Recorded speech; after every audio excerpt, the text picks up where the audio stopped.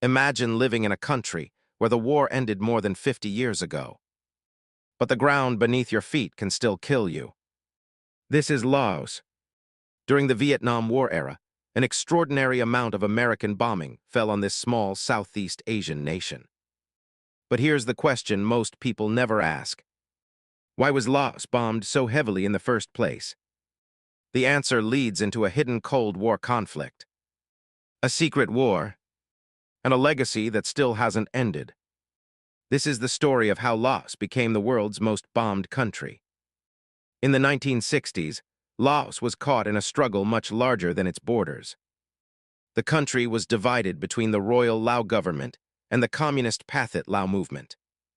But Laos was also sitting beside Vietnam, and that made its civil war part of a much bigger Cold War confrontation. North Vietnam was supporting the Pathet Lao. The United States, determined to contain the spread of communism in Southeast Asia, supported the Royal Lao government and its allies. But Laos had another problem. Its geography made it incredibly difficult to control. Mountains, forests, and long stretches of remote countryside created ideal conditions for forces moving across the region. For Washington, Laos was no longer simply a small country experiencing a civil war.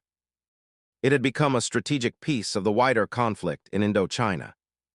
And as the fighting intensified, American attention turned toward one particular feature of the Laotian landscape, a network of hidden routes that could change the entire war.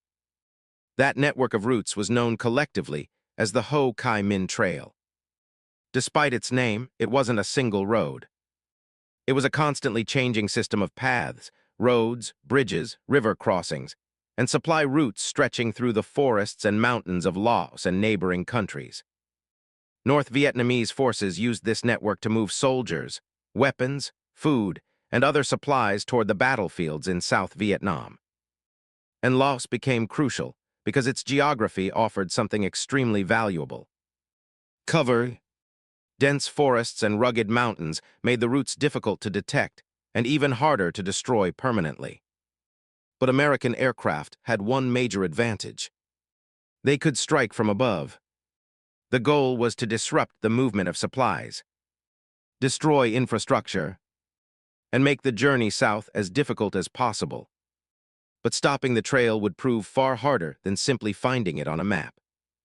The routes could be repaired, supplies could be moved at night, and new paths could appear almost as quickly as old ones disappeared.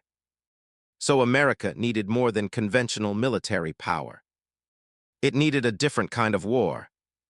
But America could not fight this conflict like a normal war. Laos was officially neutral under the Geneva Accords. So instead of sending large numbers of American ground troops into the country, Washington relied heavily on something far less visible: a covert war. The CIA helped recruit, train, arm, and support thousands of local fighters, particularly members of the Hmong community. They became an important part of the American effort on the ground. Meanwhile, American aircraft provided crucial support from the sky. Pilots flew missions over some of the most difficult terrain in Southeast Asia, often operating with limited information and enormous risks. Much of this activity remained hidden from the American public.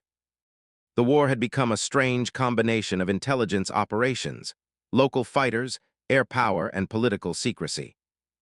And beneath it all was a simple objective: stop the enemy's movement through Laos without turning the conflict into an openly declared American war. But as the fighting intensified, the scale of the air campaign began to grow far beyond what most people could imagine. And Laos was about to become the target of one of the largest bombing campaigns in history. Then the air campaign intensified.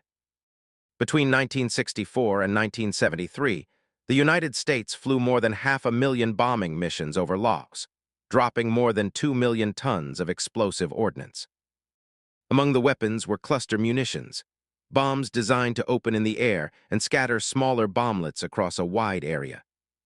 The targets included supply routes, military positions, roads, bridges, and areas connected to the fighting. But Laos was not an empty battlefield. People lived in the villages below. Families farmed the land. And as the bombing expanded, communities were destroyed, and hundreds of thousands of civilians were displaced. The scale was extraordinary. Laos had become one of the most heavily bombed places on Earth, even though much of the conflict remained largely invisible to the outside world. But there was something even more disturbing about these attacks. Not every bomb exploded. And when the war finally ended, millions of pieces of unexploded ordnance were left behind. The bombing had stopped, but the danger had not. When the bombing finally stopped in 1973, the war was over, but the danger remained. Across Laos, unexploded bombs were still buried beneath fields, forests, roads, and villages. Some were large aerial bombs. Others were tiny cluster bomb submunitions that had failed to detonate when they hit the ground. And that created a terrifying reality for ordinary families. A farmer could be working a field. A child could be playing outside.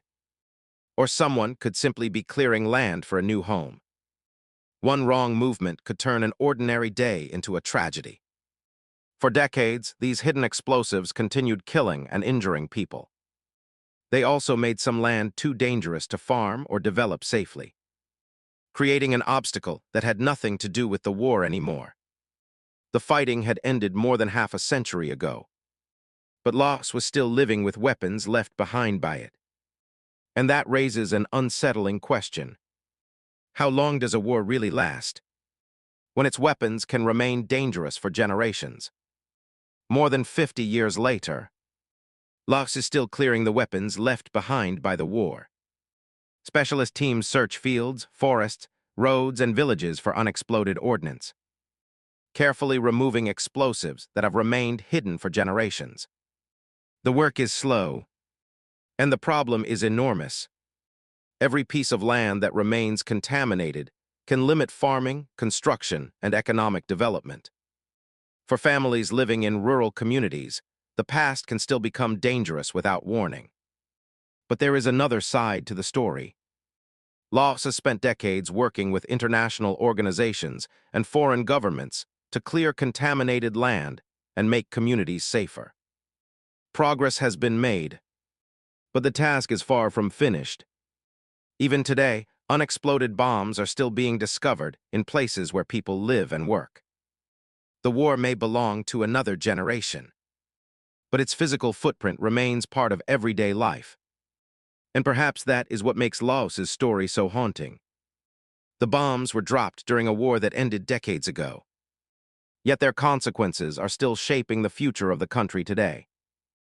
Laos's story is a reminder that wars don't always end when the shooting stops.